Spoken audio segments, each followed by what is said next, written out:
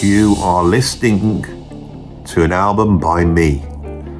That album is called Black Corridor. I made it 10 years ago, before I had a YouTube, when I was only really known as a progressive rock drummer in the bands IQ and Frost. I made this album with the idea of creating one 20-minute epic. The album came out on Bandcamp and it was then downloaded many times and is probably the most downloaded album off my Bandcamp. I have now teamed up with Elastistage, an incredible website where you can order vinyl albums and CDs. They are high quality, they look great and they sound great. I have a whole ton of albums that you can buy on CD and vinyl. Well, when I say a ton, on vinyl I have 2 albums there and I think I have about 5 CDs. But if you would like to check that out, I would be very grateful. And this video is announcing the fact that Black Corridor, that I made 10 years ago, is now out on vinyl and CD. And I have also included another epic that I made that originally was 2 separate tracks. I joined them together, and that is a track called Beauty is the Beginning of Terror. If you buy this on vinyl, you will basically have 2 20-minute tracks, 2 epics. And this is the only way to appreciate music properly. Only a true musician of true greatness like myself can produce a 20-minute prog epic. If you buy the CD of Black Corridor, you will also get 2 other tracks that have never been on CD before. Or they might have been actually, because they might. No, they're not, are they? Oh, now we lost myself. I was doing well up until then. This has sounded quite coherent. Anyway, forget that bit. A track called Nighttime and a very funky jazz rock fusion workout called Jiggle. So please, you can see the link here. The link is down below. This is a promo video for my new album and my stuff over at Elastistage. Thank you. Please go there. You can hear it in the background. You can hear the music. So if you like that, go and check it out. You know, go and buy it for me, because then I'll get a bit of money. And that's good, that is, because that's what it's all about for me. I've got to come on here and make money somehow. And so this is me trying to do. I've been quite straight up with you. You know, I wouldn't be doing all this if it wasn't making money. I'm doing it to make a bit of money. I enjoy doing it. I'm not saying I wouldn't do it. But I do need to feed the family, you know, and that's the way it is, you know. If all of you stop watching and stop buying stuff, then I'll stop doing this and I'll go and do something more sensible. But while you are all watching my stuff and buying the stuff, then I'll keep going. So don't have a go at me for doing this. I'm not bloody some like Rockefeller that's, you know, a millionaire from any of this. I'm only just scraping a living, really, you know. But here it is. This is what us musicians do. And I'm telling you straight, you know. So even if you don't like my music, but you like me and you want to help me out, rather than just sticking some money in my PayPal tip jar, why don't you go and buy an album? At least you can hold something in your hand and get something for it, you know. And if you listen to it over and over again, you might start liking it, because the truth is, you listen to anything over and over again, you'll like it. So thanks for that. I will now go. I hope you appreciated this little promo video I've made. We've got me up to 3.5 minutes. You know, even me, when I make an advert, like a sort of advertisements online, tend to go off on a bloody tangent. I don't know what's wrong with me. It's like verbal diarrhea. It's been a problem for me and my whole life, really. But now, you know, now it seems to be, you know, the reason my raison d'etre. Raison d'etre. That's French for reason to be. Etre, to be. Raison is French for reason, obviously not French for raisin. Don't know what French for raisin is. It must be something else. I'll probably put it up on here, you know. But I am just now wittering on, because I realise this isn't going to be a little advert. This is going to be a video of all of it unto itself. That's the only way to put it. It's quite interesting, this, because I've come on here to try and sell my album. And the way I'm selling this album is basically by wittering on. I don't even have anything to talk about, you know, but I'm here talking anyway. You get to hear the track and you get to hear me talk. So, how are you all? Are you all okay? You doing all right? Having a good day? You know, put it in the comments, you know, and tell me what you've been up to today. Let's see what you've all been up to today. But that's a good idea. That's something to do, isn't it? Put it in the comments, you know. But you've been doing something interesting. But even if it's really boring, let's get a smattering of what people are actually up to today. I'm not up to much, really, because I've done my back in, yeah. Did my back, I did a gig on the weekend, and it's like, carrying the gear in and all that bit, and then getting up and playing for about 2.5 hours, and then I pinched a nerve or something. It's getting better. But on the Sunday when I woke up, I was bloody stuck in bed. I couldn't get out. I tried to get out of bed. I was trapped there. It's terrible. Couldn't put my shoes and socks on. I had to go up the shop. The shop's about a 5-minute walk. It was taking me half an hour to walk there. These little steps. I see old people walking around like this. I think, it's a shame. Now I know what it's really like. It's bloody awful. I hope I never end up as one of those old people that takes like the whole day to go down the shop. They do those little steps as they go there with their little bag, and then they get in there and they buy their newspaper and a tin of bloody pears or something, and then they do the little walk back all the way out. My God, I hope I never end up like that, but I probably will, you see, because now here I am 57 and the old back's playing up, and it'll only get worse. Really what I need to do is join a gym and start doing some swimming and a bit of light weightlifting, but am I really going to do that with my busy schedule? The only way I can do it, I suppose, is to utilise the gym trip in my videos. That would be a good idea. If I was to say, right, if I got a new thing called Andy Goes to the Gym, and I basically do weights and then talk about music, is that a goer, do you think? Do you think that you lot would want to watch that? Some of you probably would. And so if you're willing to watch me try and talk about bloody Van de Graaff generator while slightly puffed, pushing up for some weights that, really a man of my build should be able to lift quite easily, but because I'm an unfit old man, I can't do it. So as I sit there pumping away like this, talking quietly, because don't want to be embarrassed, and you're sat watching it, why not do that and go and buy one of my albums? And actually buy something that I'm supposedly skilled in, which is making music. I don't get you. I really don't sometimes. Anyway, I think I have see, the thing is that even a lot of musicians don't realise this. How do you promote your music? Well, I promote it in the most bizarrest way going. And in here, I am promoting my album by wittering on about nonsense. Absolute bloody nonsense. It's a strange world we live in. If you're still here watching this now, then you're obviously a big fan of mine, aren't you? You just, I like Andy, he just goes on and on. I like it.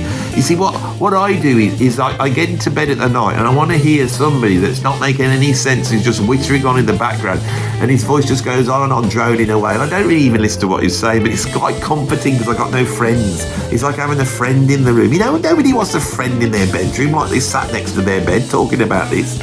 I cannot see. People have said this in the comments. I like just having you on the background and find it comforting. I think I'm comforting, right? Me? How can I be comforting? I'm full of neurosis and I'm very angry. I'm angry about bloody everything. I am. What's made me so angry? Probably the collapse of the music industry. Probably the fact that you can't make any money out of it like you used to. That's what's bloody collapsed. And here I am trying to push a bloody CD. Okay, I'll do all this. You know how many copies it will sell, a video like this? 2. That's the bottom line. It's not like 100 people. If 100 people went over there and bought this after watching this video, right, I wouldn't have to do any bloody YouTubing for about a month. Like, you could have a break from me. Think about that. If all of you decide to go, right, let's all... how many people's watching this? A few thousand. Say 2,000 of you, right? If 2,000 of you went and bought that album now, okay? That is going to be about $4,000, because the problem is that you might be buying it for about, 13 quid for a CD and 33 quid. But at last stage, bless them, they're having to do so much to pull this miracle off, to bloody have the thing mastered on vinyl, on CD, sounding good from some dodgy mix that someone sent them. It's got to sound all right. The artwork all working, everything okay, pressed in a nice cover, and then once they've printed a bloody vinyl album, they've got a bloody thing to press the vinyl. God knows how they do that. Then they've got to post it out to anywhere in the world for bloody 33 quid. That's like a bargain, right? So the cut you get is quite small. It's like what you get with a record company. I have no problem with it whatsoever. It's a bloody brilliant website. Elastastage is great. Bespoke CD and vinyl manufacturing. This is the future. But you guys, right, in the end, if you are a true fan, if you are a fan of somebody, You're only a fan. Having downloads or streaming on your phone does not make you a fan, right? Do you know how many Van Morrison albums I've streamed, on Spotify? I hate him, right? And I own 2 Van Morrison albums, so I'm contradicting myself. I got 2, but I didn't buy them. They were given to me. I would never spend money on a Van Morrison album. Never, ever would I. Unless I was being really postmodern and ironic, then I might do it. So yeah, anyway, if you're a proper fan of me, the best way of being a fan of me is not PayPal tip jar. It's not even becoming a page. I'm telling you now. Go and buy one of my albums, and you're going to get in your hand, you're going to hold a little bit of Andy Edwards. I won't tell you which bit, you don't want to know that, but you'll be holding a little bit of Andy Edwards in your hand. If you buy the vinyl album, they're leaving a little bit more, right? And it doesn't matter whether you play it or not. It doesn't matter. Someone will come around your house and they'll go up to your CD collection. They'll go, "Oh, Simply Red, yeah, you're a Simply Red fan. Yeah, I do find him a bit irritating, the ginger bloke. Yeah, I do, yeah. Oh, Soundgarden, yeah, I'm a big fan of Soundgarden, yes. And what else have you got there? Oh, Leo Sayer, that's a funny choice. Yeah, did you pick that up second hand? Yes. Oh, you've got are you an Andy Edwards fan? Yes, I am actually. Yes, I can see that because you own one of his albums. I didn't know he made albums. Oh, he does them on the Elastic stage. He's trying to get everybody to go buy them so he'll make him rich. He's trying to get all his thousands and thousands of fans to go over there. He's like that though, isn't he? But the thing is, what he does is he then takes that and in some sort of postmodern ironic way, which he hates because he always hates postmodernism, but he does it all the time. He then utilises the fact that he's doing that to create content, which I think is quite clever in a way. It is clever, but it's also annoying because he thinks he's a bloody know-it-all and clever, doesn't he? He can't just do normal YouTubing like any other music YouTuber, just come on and say, what the best albums by Genesis are. He's got to get all weird and act like this. And here he is. Do you see that video where he sold the album? I didn't see that one. That's probably why I don't own it. I watched it, yeah, and he was there wittering on about nothing for like a bloody long time. In fact, it was a long time. He came out and he said that there's this a track called Black Corridor. It's on vinyl. It's 20 minutes long, right? And you think, well, that's a long track. I don't know if I want to buy an album with a track 20 minutes long. And then he actually comes on and he talked with no subject matter at all, prepared nothing at all. He talked for 20 minutes straight.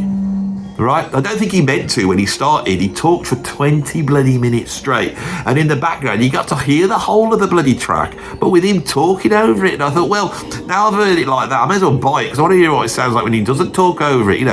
He probably improved it talking over it. He did, But it was a long bloody track and there was a lot going on in it. That's what Andy's like, and he goes on for a long time, doesn't he? There's too much of everything and everything goes on for a long time. I know, but he seems to simply utilise that. He thinks he can throw any old rubbish at us, and not only will we watch it, but we will also then put our hands in our pocket and pay for it, Now, you might wonder why you're doing this.